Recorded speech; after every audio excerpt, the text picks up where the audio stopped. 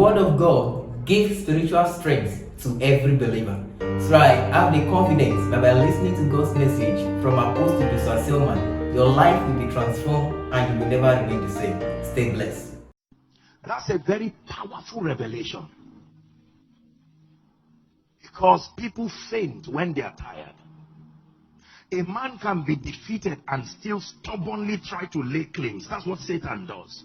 But there is a system that provides weariness to the point that he will even flee. It's a system of resistance. The Bible says resist the devil. You need to know what that resisting is. That there is something a man can do to the devil and you watch him, he watches you and goes. Resist the devil and he will flee. Is God speaking to someone tonight? Because we need to come out of this conference full of faith and convictions. Some of you need to run and go back home and say, this is it. I wrote my prayer points and edited some out of unbelief. I'm adding them back. I'm adding them back and I'm reducing the time for their manifestation. Because something about the knowledge of God has entered your spirit. Look at what happened to people in the Bible every time they had dimensions of encounters with God. It changed their perspective. Look at David, for God's sake. Look at David. Look at David standing before Goliath. How can a little teenager watch very strong veterans, military veterans, and this young boy comes to serve food and hears a beast roaring, 6 fingers and 6 toes, and David laughs. He says, God, I know something about you that can throw this man. And then he went to Saul. He told his brothers. The brothers said, return home before we beat the living daylight out of you. And then he met Saul. Saul only asked a question. What tribe and what family are you coming from? And then he allowed him. Gave him spears. And he said, no, I wasn't trained with this formula. The God I know does not need all of these things. David is standing before Goliath. Remember, you are intelligent. When David stands before Goliath, you expect him to shake. And David is just imagining his testimony. He was so sure. He said, what will be my reward first? They said, 1, you will marry the king's daughter. I mean, what a joy. Who doesn't want that kind of stress taken off you? The stress of call, text, will you marry me? Automatically, in one sweep. Please sit down. Number 2, your family will be exempted from tax. Number 3, you will be rewarded. David said, let's go. And he stood before Goliath. Goliath felt insulted. He said, I know I will kill you, but am I a dog? Israel, is this your best? You can't even respect me. And David said, you keep watching. You come to me with your bows and your spears, but I come to you in a name. I come to you in a name. Let me tell you, there was a revelation that David knew. James 2:26, that anybody without a spirit backing it is dead. David knew that. That a body is only alive based on the spirit that backs it. The size of the body does not matter. When a body without a spirit stands before you, is as good as dead. And David looked and said, there is nothing backing this man. Let's stand. I can go. This is cheap victory.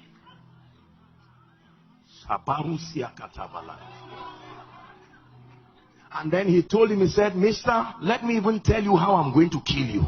Number 1, you see this sling is going to hit your head, then you will be on the ground, and then I will use your own sword, cut off your head, and then I will lift it up. And Goliath said, I see. I can imagine God in heaven say, who is this? Who is this young boy?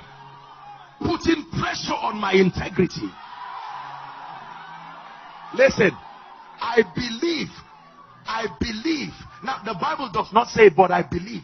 No matter what direction that stone touched Goliath, he still would have died. It wasn't about the accuracy of the forehead. Any part of him. Goliath was already dead.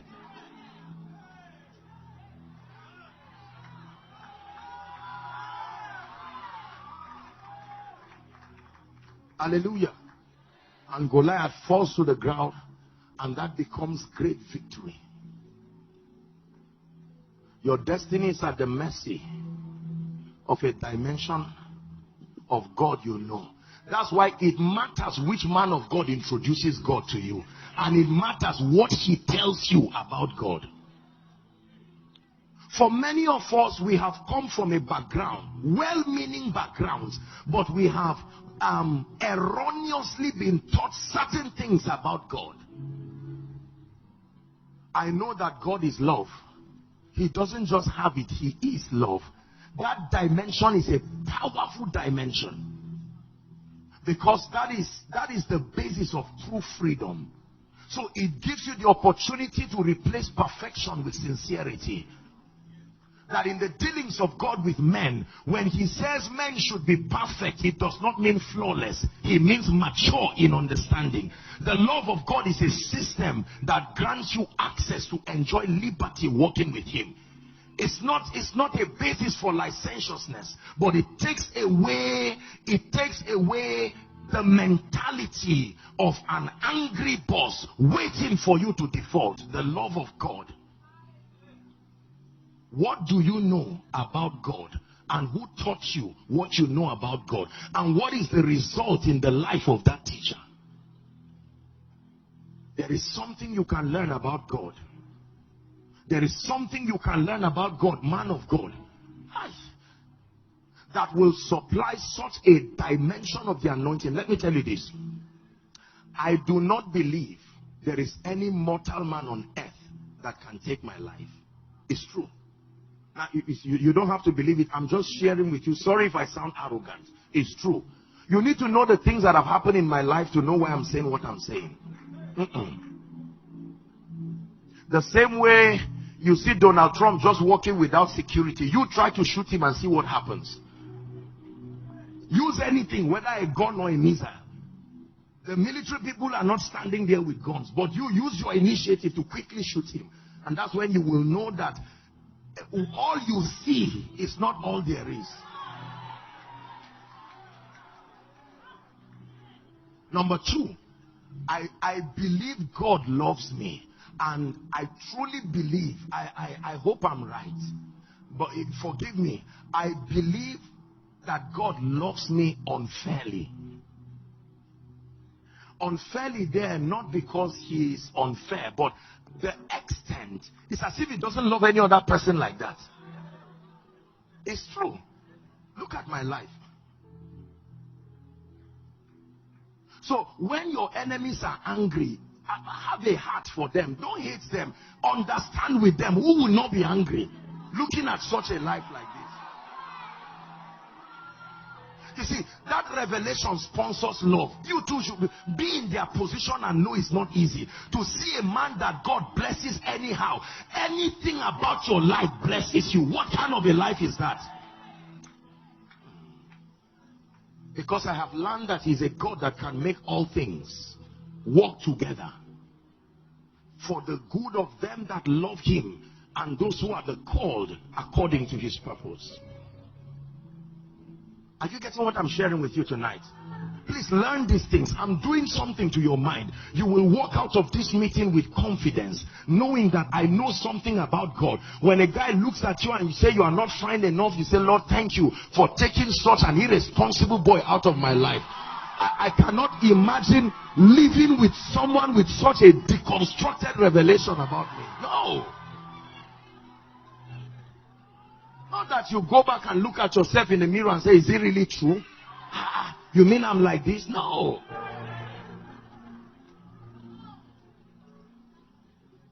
God, who did not hide his jealousy for you, his love. Do you know what it means for someone to be in the position of God, to come down and say, I love you? He said, Lord, I don't love you. He said, I will wait. What is more ego stinging than that? I will wait for you till you come to me. Then some guy somewhere comes to make your life miserable in the name of love. No, sir. I believe as a man of God that when God empowers you, nobody can bring you down. Yes, sir. Yes, sir. Yes, sir. So when you have this mindset, you expect to be accepted everywhere. Everywhere. When you hear them say they want to choose 10 people, you start smiling and pray for the remaining 9. It's not pride. It's not pride. It's not pride. It's true.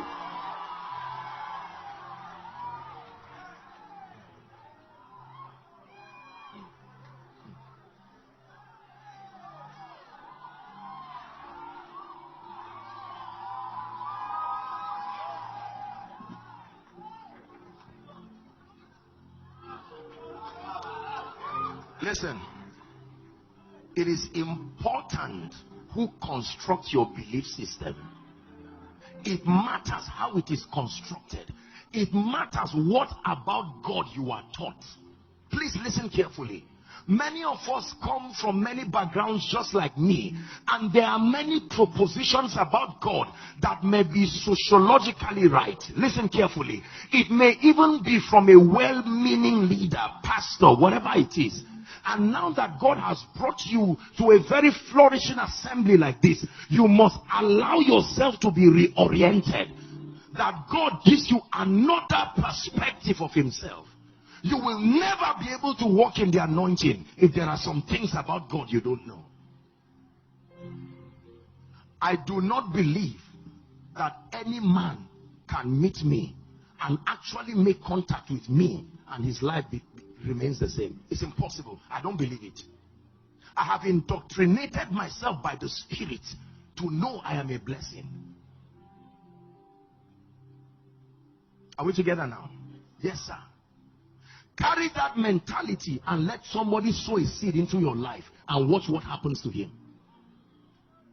Even you will be surprised and say, you mean I'm disanointed? What did you say happened? You will now sow a seed to your own self to receive that testimony.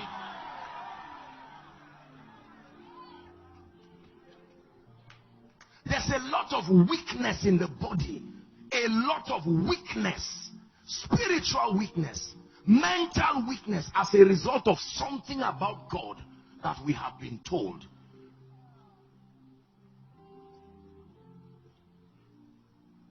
If God decides to kill everybody on earth, I'll be the last to die. I know that.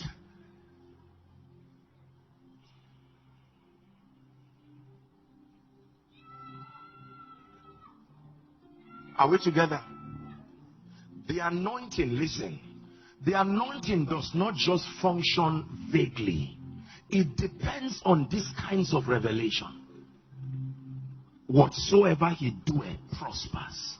Because there is a force. God backs him. Carry this mindset as a minister. And let me see who closes the door of ministry.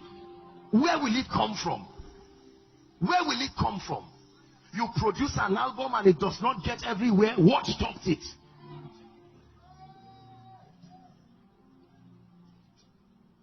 There is a positive entitlement mentality you need to carry to take your portion in this life. I don't walk in life as if I'm at the mercy of anybody. No, sir. No, sir. No, sir. Don't sit down wishing to be someone else. No. Because there is something you know about God. God has spoken great things. Man of God, know this God, know this God. Stand on the pulpit and let that God back you. And you watch the wonder that happens in your church in 1 month, not 2, 1 month. 1 month.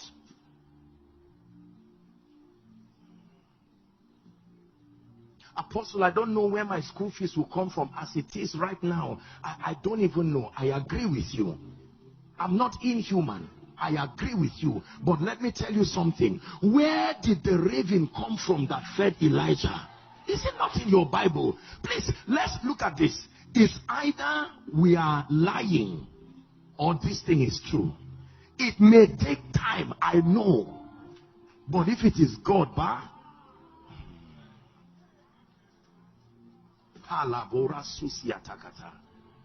listen, some of you are seated here now.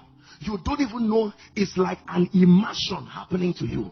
You may not know what is smearing on you. You will step out of this place and see things begin to change in your life. And then you know. Listen, listen, listen. Let me tell you how God makes men blessings. He makes men blessings by anointing them. You are not a blessing if you are not anointed. It's true.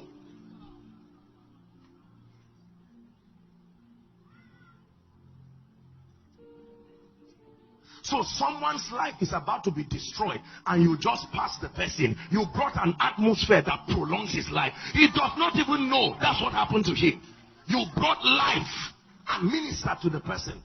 Not formally. You carried an atmosphere that cancelled what would have destroyed him and his family. And he just knows that someone came to buy a bottle of water in this shop. I don't know who. From the time he dropped his 100 naira, customers have come because you brought your atmosphere.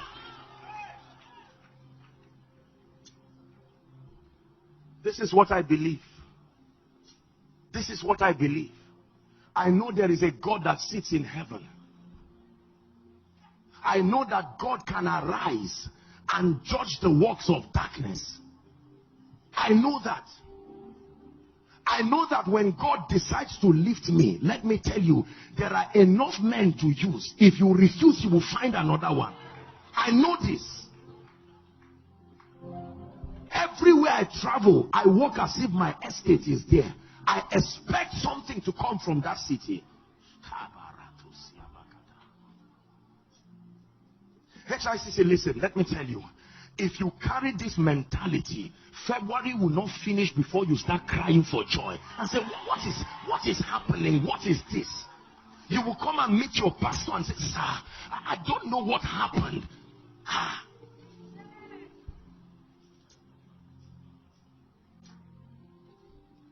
I come from the north, and humanly speaking, there is a lot of disadvantage where we come from. You know, I didn't have the privilege of any family to no leverage at all.